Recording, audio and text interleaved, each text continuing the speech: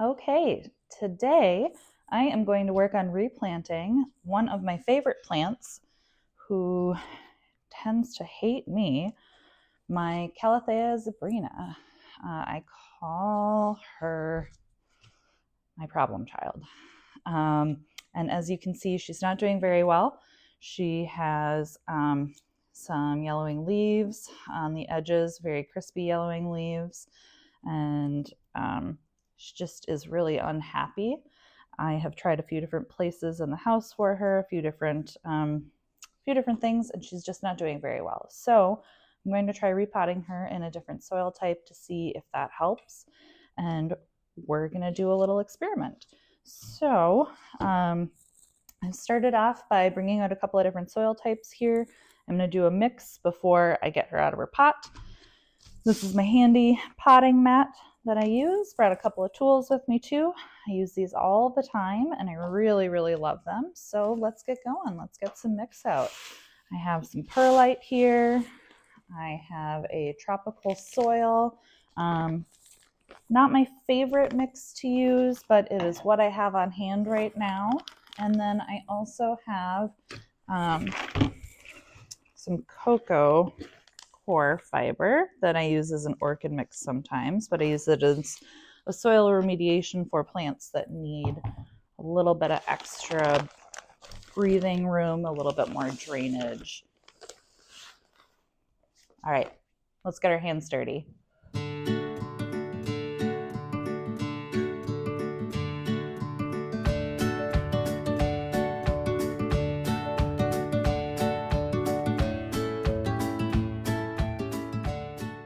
Now that I have the soil how I want it, I am going to work on getting Zebbie out of her pot.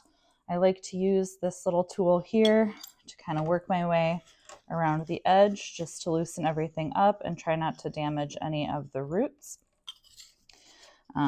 This way, hopefully, if I do everything gently and nicely, she'll just kind of slip right out of there and onto my mat here without creating too much of a mess.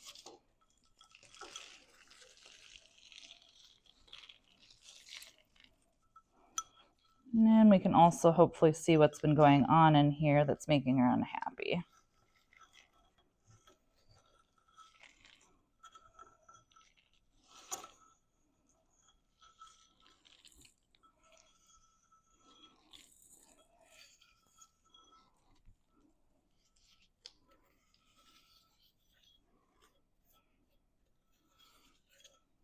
Okay, and you'll notice we have a good drainage hole in the bottom here.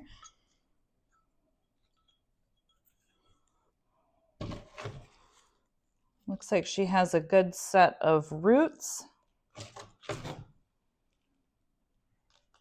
So that is not the problem. They look to be pretty healthy here too. Okay, so what I'm seeing in the soil here is that it's a little matted in here. It's a little dense. Even though there was some bark in here, there probably wasn't enough bark. Probably wasn't enough breathability in here for these roots. So I'm glad that I added a little bit of extra bark. We'll see if that gives her a little bit of extra room to grow. I'm going to pick off some of this old stuff just to help it out before we get going a little bit.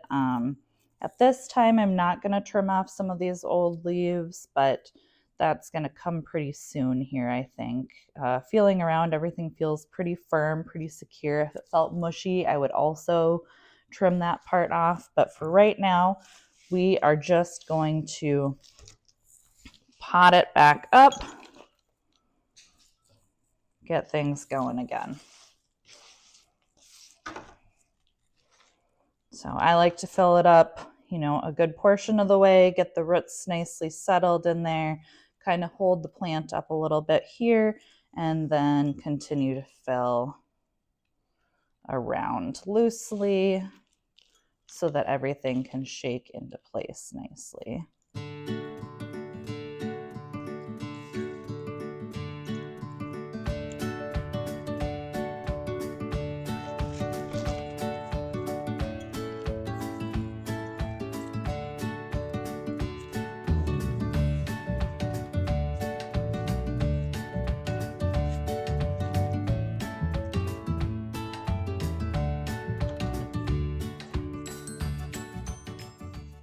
down just a little bit. And then what I'm going to do before we finish it off is I'm going to give her a really good deep soaking water. If I need to fill in any soil after that, which I most likely will, I'll top her off with a little bit of extra soil, put her back up on the fridge, which is where I keep her. And hopefully this was the right choice for a new soil refresh, and we'll start seeing some improvement soon. I'll give you an update on that.